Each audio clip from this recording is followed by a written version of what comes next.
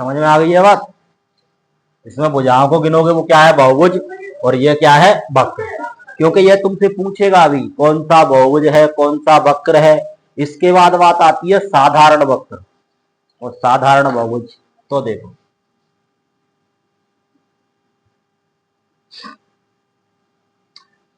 साधारण का मतलब एक चीज समझ लेना, बस ज्यादा कुछ मत समझना।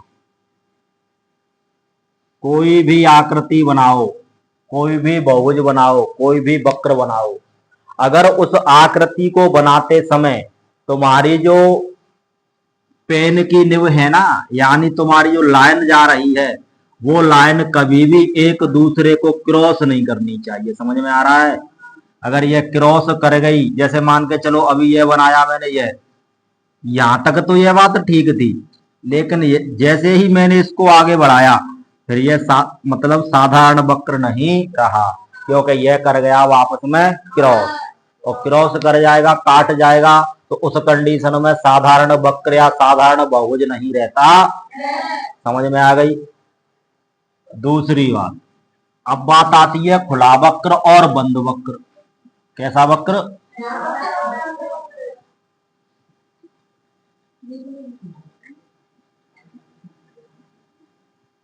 खुला और बंद।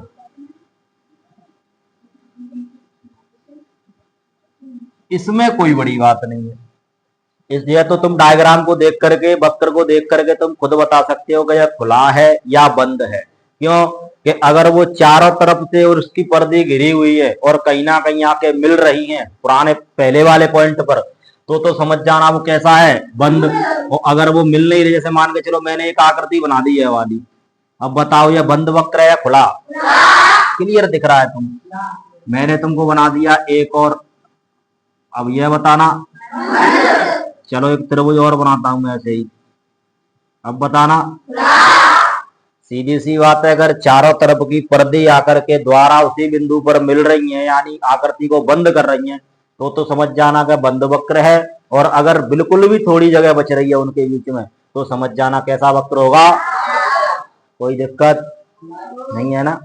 उसके बाद बात करते हैं अपन, एक चीज और बची है लास्ट तुम्हारी इसमें, कि आकृतियां दो प्रकार से बंद होती हैं। आकृतियों को बंद करने के दो तरीके होते हैं, एक तो होती है उत्तल आकृति और एक होती है अवतल आकृति।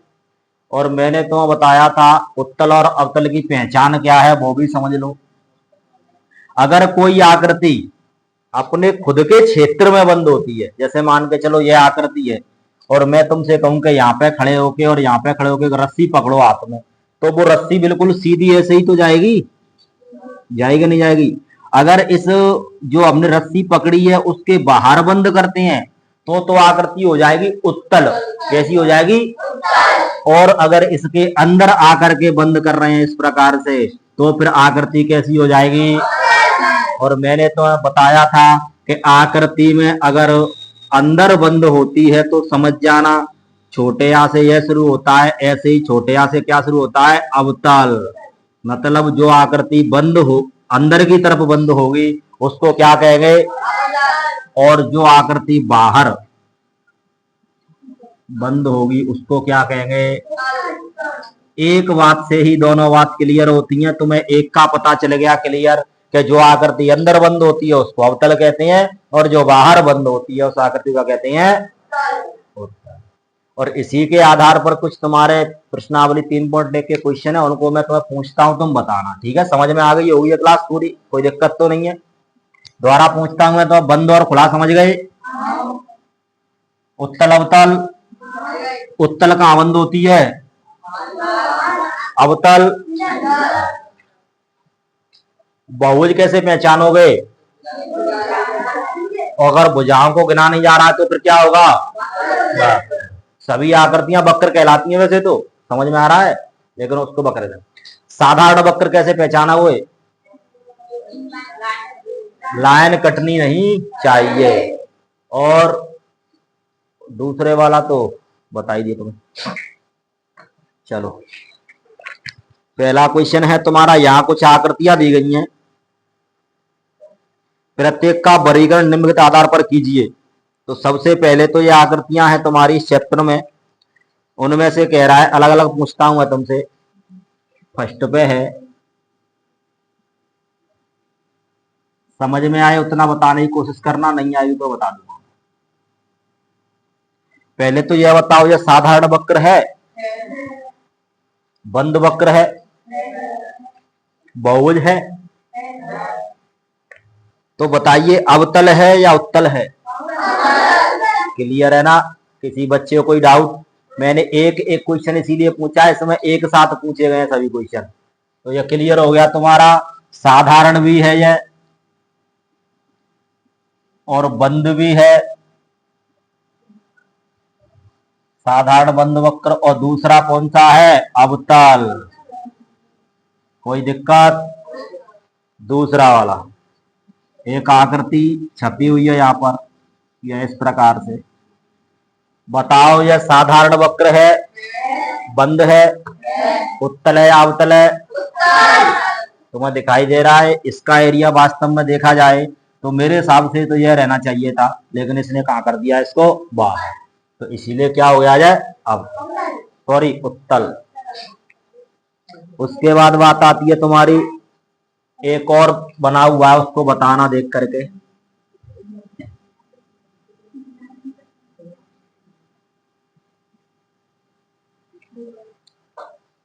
साधारण है यह, पेन उठ गया तुम्हारा एक जगह से तो नहीं।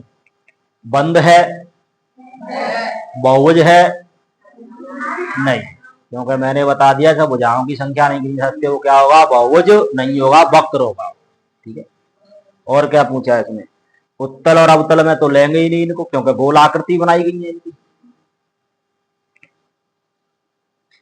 उसके बाद एक और है, पता नहीं कैसे बनेगा यार, चलो बन तो गया। साधारण है ये? नहीं, मैंने बता दिया अगर क्रॉस कर गई लाइन बार बार तो साधारण तो रहेगा नहीं। बंद है? बंद तो है। उसके बाद बहुभुज है? बहुभुज भी है, भुजा गिन सकते हो तुम इसमें, भुजाओं को गिना जा सकता है इसमें तुम। और उत्तल अवतल तो आएगा नहीं इसमें, अगर आएगा तो अंदर के लिए आएगा। ऐसे ही इसमें और आकृतियां दी गई हैं एक दो, उनको तुम आराम से सॉल्व कर सकते।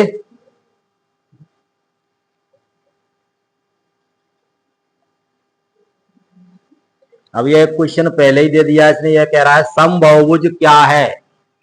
समबहुभुज क्या है? ऐसा बहुभुज जिसकी भुजाओं की लंबाई क्या होनी चाहिए? समान, उसे ही समबहुभुज कहते। अभी मैं इनको लिखाऊंगा शुरू से, तुम्हें इतना ही बताया है मैंने, अब इसको मिटा देता हूं मैं, और सबसे पहले डालो तुम।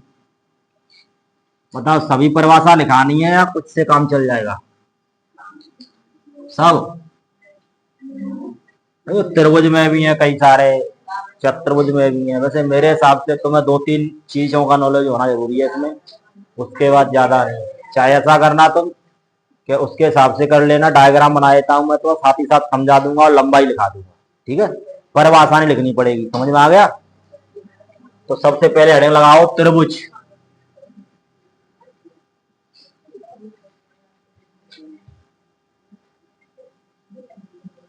त्रिभुज किसे कहते हैं? हाँ, तीन भुजाओं से घिरी हुई बंद आकृति को त्रिभुज कहते हैं। तीन भुजाओं से घिरी हुई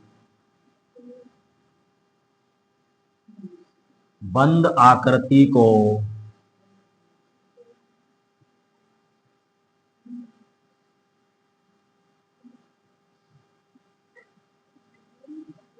त्रिभुज कहते हैं।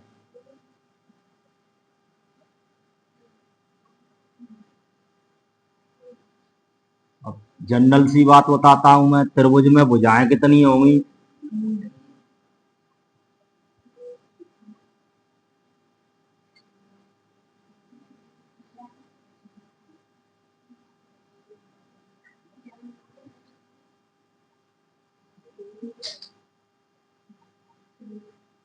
त्रिभुज में तीन भुजाएं होती हैं, और त्रिभुज में तीन ही क्या हो गए, कोण।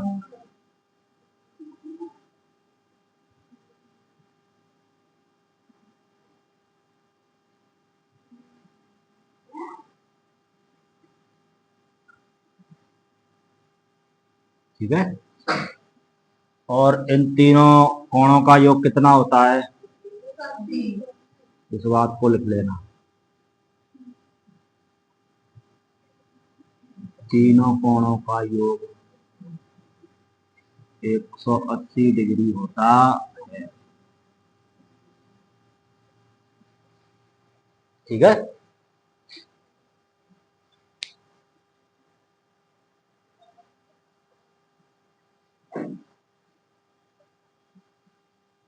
अब इसी में देखो त्रिभुज और वो होते हैं ना ये टाइप, जैसे समकोण त्रिभुज, समबाहु त्रिभुज, समद्विबाहु त्रिभुज।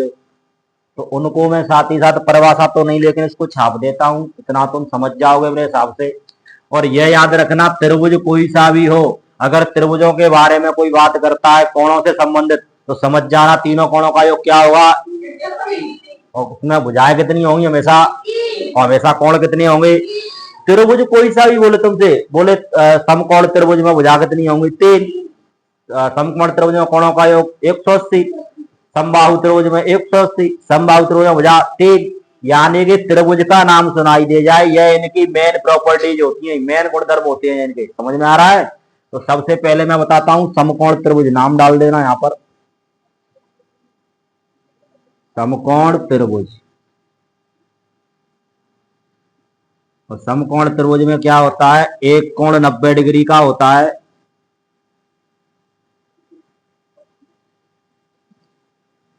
ठीक है, इसे ही समकोण त्रिभुज कहते हैं। दूसरा लिख देना यहां पर समबाहु त्रिभुज।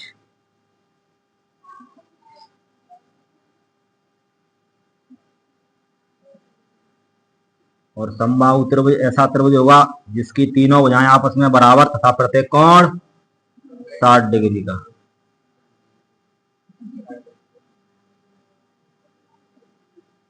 मान के चलो यह 10 सेंटीमीटर, यह भी 10 सेंटीमीटर, और यह 10 सेंटीमीटर। इसमें हमें लंबाइयों की आवश्यकता नहीं है, इसका मेन गुणधर्म होता है 90 डिग्री का होना, वो मैंने पहले से ही लिख दिया है। एक और आता है तुम्हारा समद्विबाहु त्रिभुज।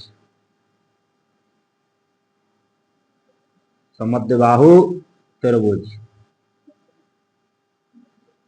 और इसके गुणधर्म क्या होती हैं, ऐसा त्रिभुज जिसकी दो भुजाएं आपस में बराबर होती हैं।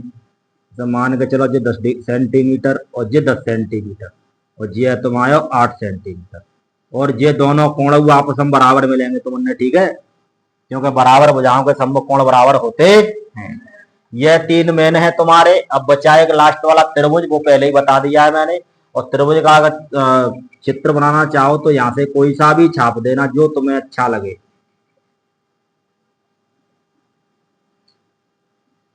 10, 15 और 12,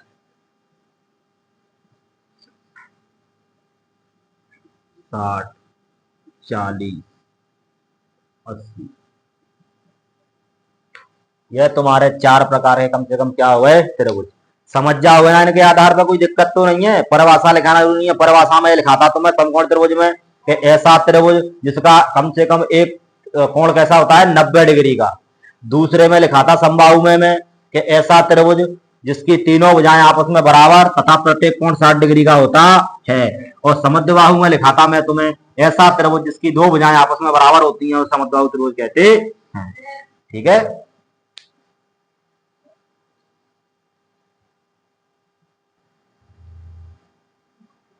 ज्यादा कुछ अंतर नहीं है, त्रिभुज की तरह ही है। इसमें लिख देंगे चार भुजाओं से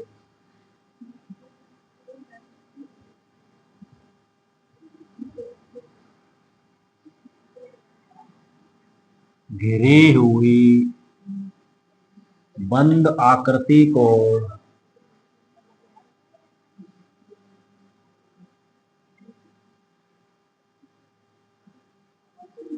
चतुर्भुज कहते हैं।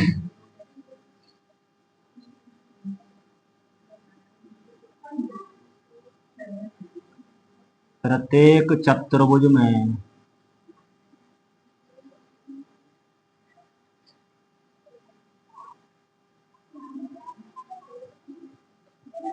चार भुजा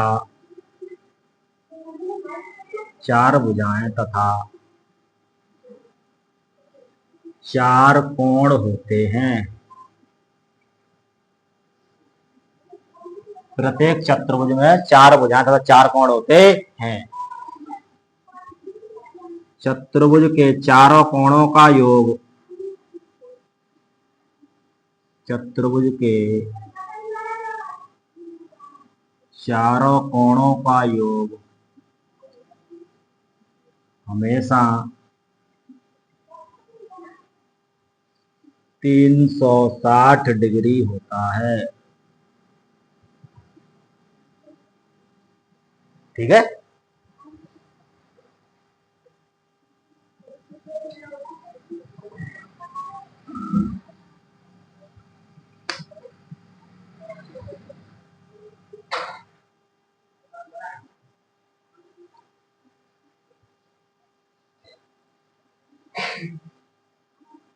चार भुजाओं से घिरी बंद आकृति को चतुर्भुज कहते हैं। प्रत्येक चतुर्भुज चार भुजाएं तथा चार कोण होते हैं। चतुर्भुज के चारों कोणों का योग 360 डिग्री होता है।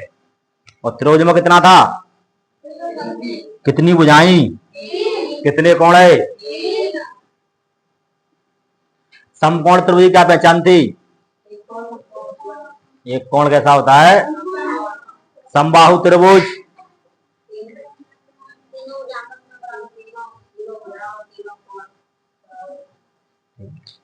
इसमें सबसे पहले डालेंगे अपन वर्ग। क्या डालेंगे?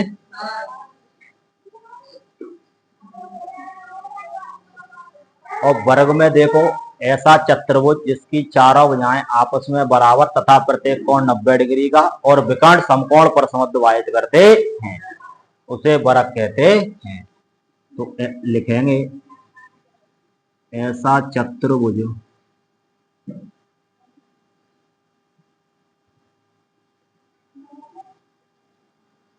जिसकी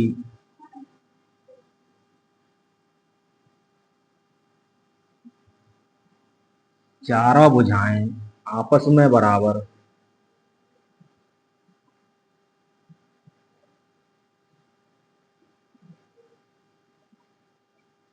तथा प्रत्येक कोण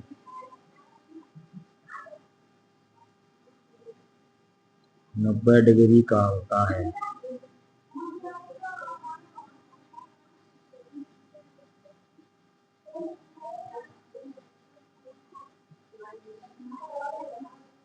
विकर्ण समकोण पर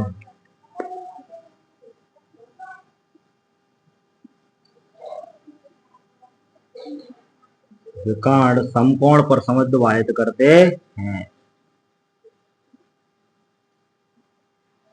और इसका चित्र बना लेना।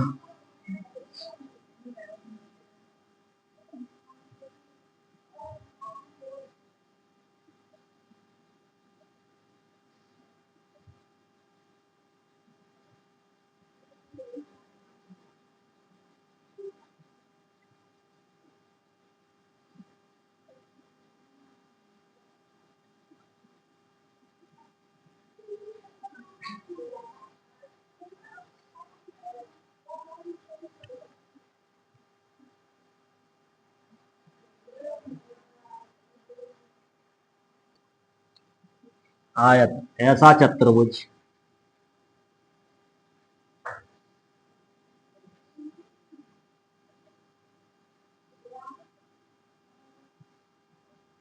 जिसकी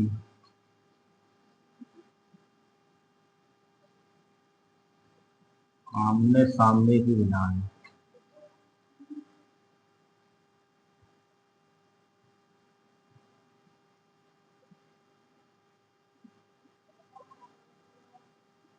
आपस में बराबर तथा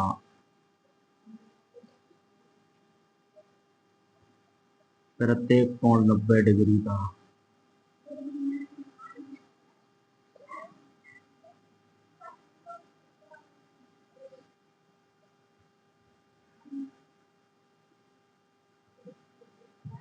और विकर्ण समद्वाय स्तर,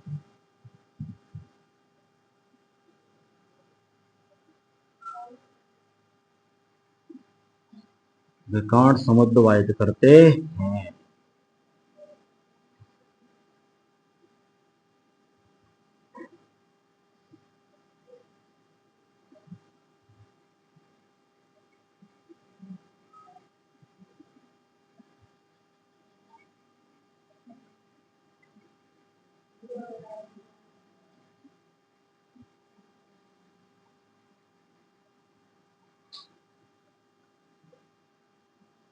ये जो चिन्ह होता है ना बीच में लगाते हैं 60 में ऐसे करके, नहीं ऐसे, जिस समकोण को चिन्ह होता है 90 डिग्री को, ठीक है।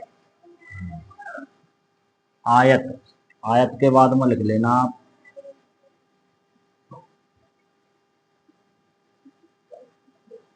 समचतुर्भुज।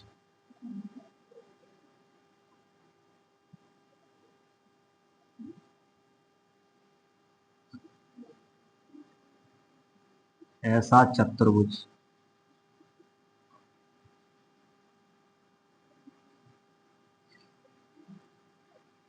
जिसकी चारों भुजाएं आपस में बराबर,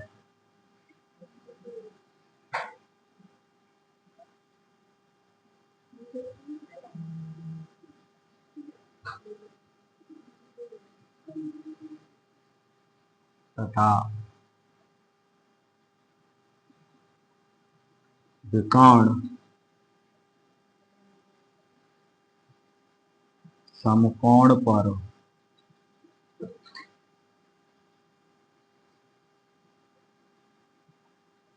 समद्विभाजित करते हैं। ऐसा चतुर्भुज जिसकी चारों भुजाएं आपस में बराबर तथा विकर्ण समकोण पर समद्विभाजित करते हैं।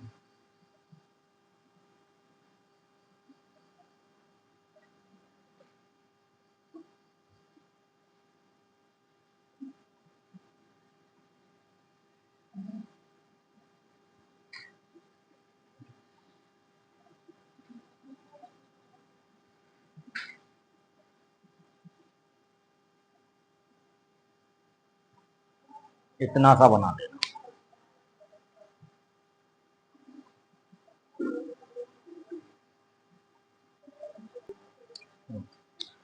समांतर चतुर्भुज में क्या होता है कि इसकी जो, या तो कह सकते हो कि संगत भुजाएं, और या कह सकते हो आमने सामने की भुजाएं आपस में क्या होती हैं, समांतर, और विकर्ण समद्विभाजित करता है।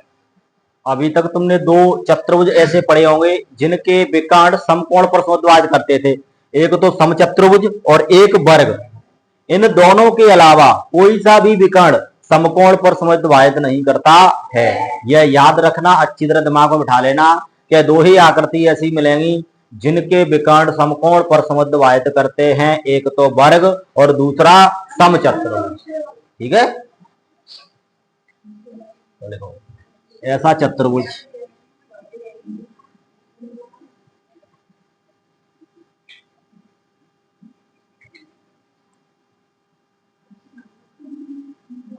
जिसकी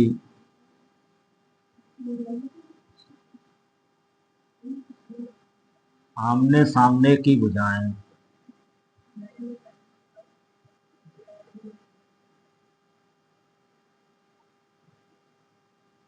आपस में समांतर होती हैं,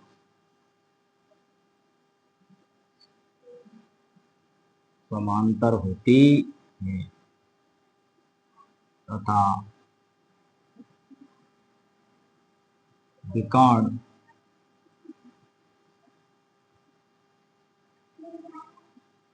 समद्विभाजित करता है।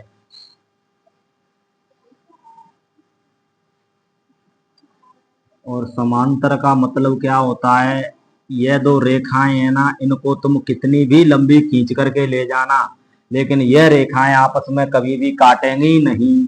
यह रेखा इस वाली के समांतर है और यह वाली इस वाली रेखा के समांतर, ए बी सी डी। तो तुम कह सकते हो कि ए बी समांतर सी डी तथा ए डी समांतर बी सी, ठीक है। ये समांतर का चिन्ह है। ये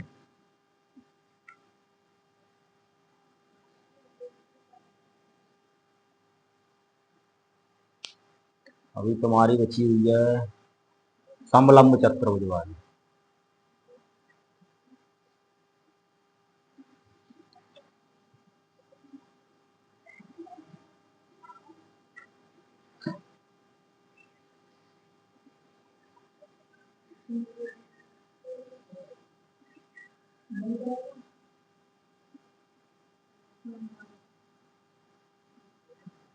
ऐसा चतुर्भुज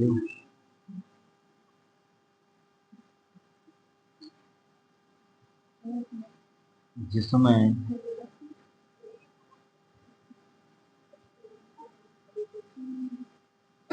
भुजाओं का एक युग्म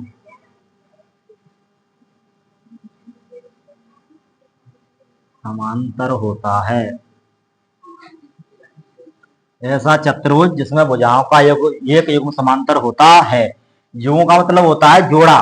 देखो, या तो जिवाई लेकर वो जोड़ा समांतर सकत्व है, या फिर जिवाय सकत्व है।